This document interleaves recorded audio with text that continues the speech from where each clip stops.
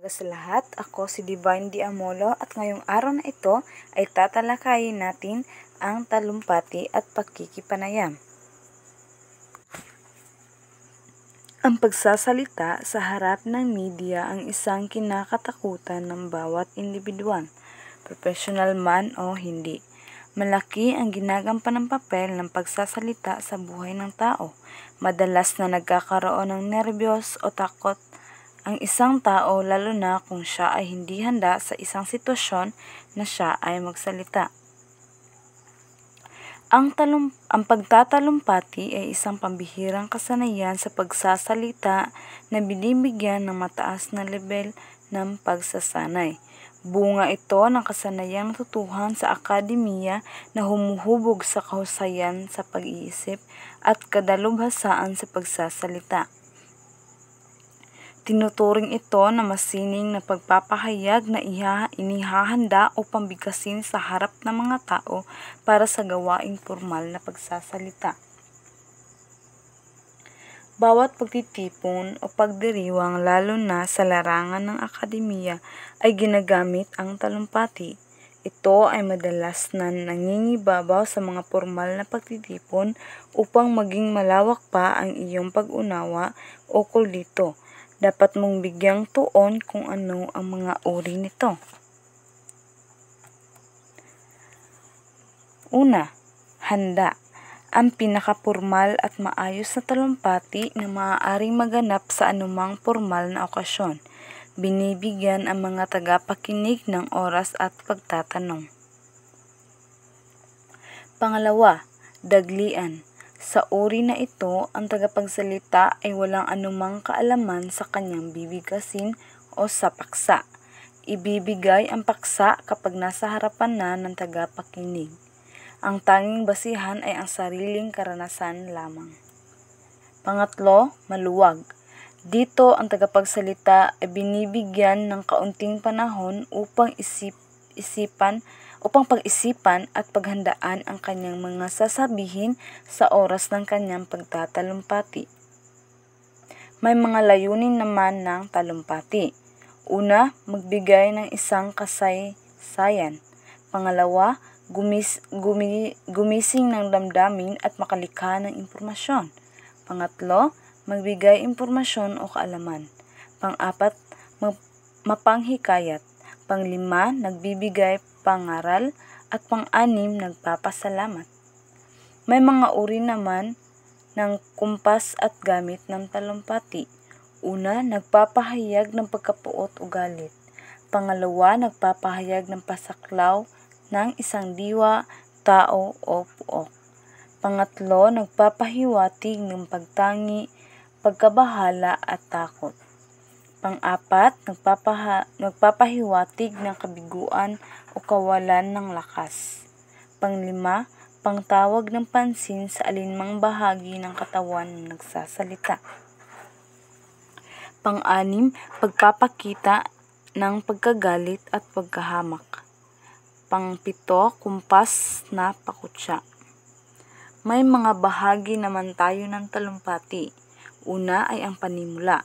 Dito, binibigyang tuon ang paghahanda ng kaisipan at damdamin ng mga tagapakinig.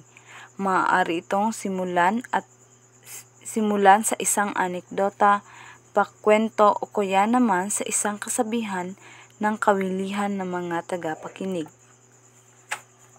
Pangalawa, ang paglalahad. Sa paglalahad, ito ay ang buhay ng talumpati. Sa bahaging ito, ipinapaliwanag ng tagapagsalita ang mahahalagang kaisipan at katawiran na nagpapakita ng mga katalinuhan at kahusayang magpuna at magsuri ng paksa. Pangatlo, paninindian.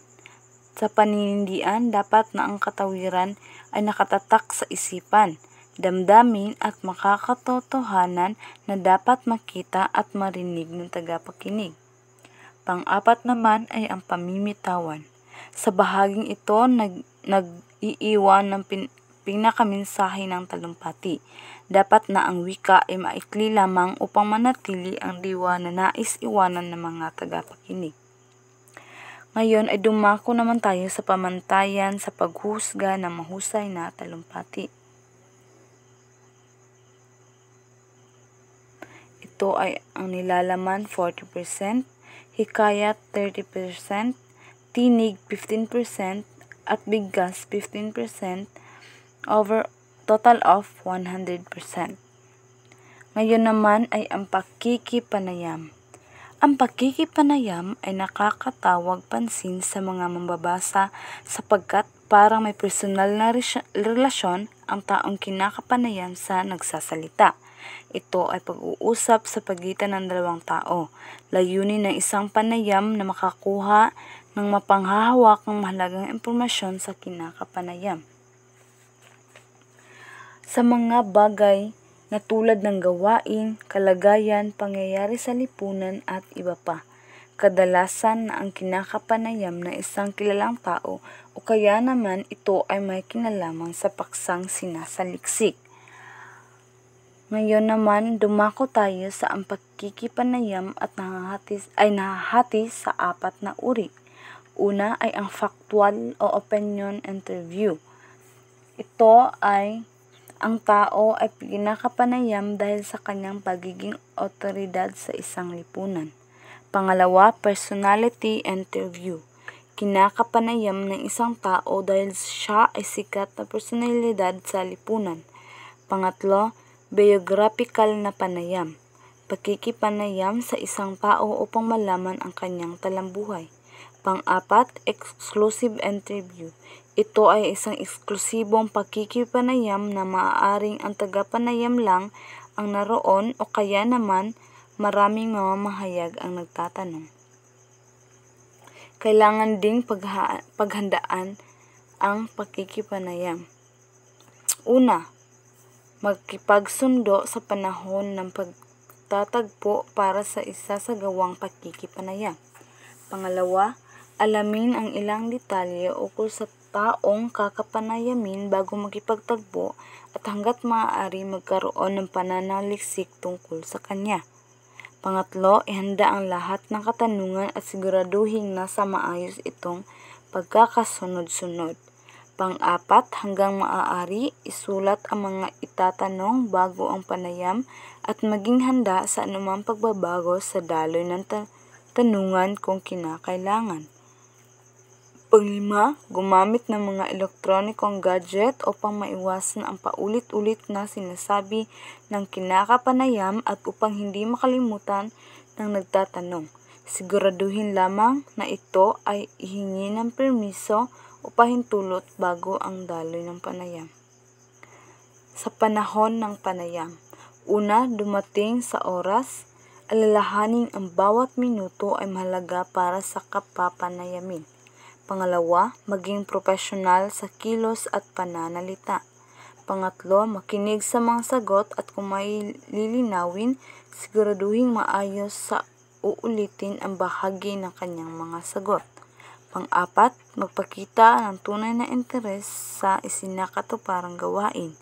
Panglima naman, bago at pagtapos ay makipagkamay sa kinakapanayam at magpasalamat sa inilaang oras sa inyo. Yun lamang at maraming salamat.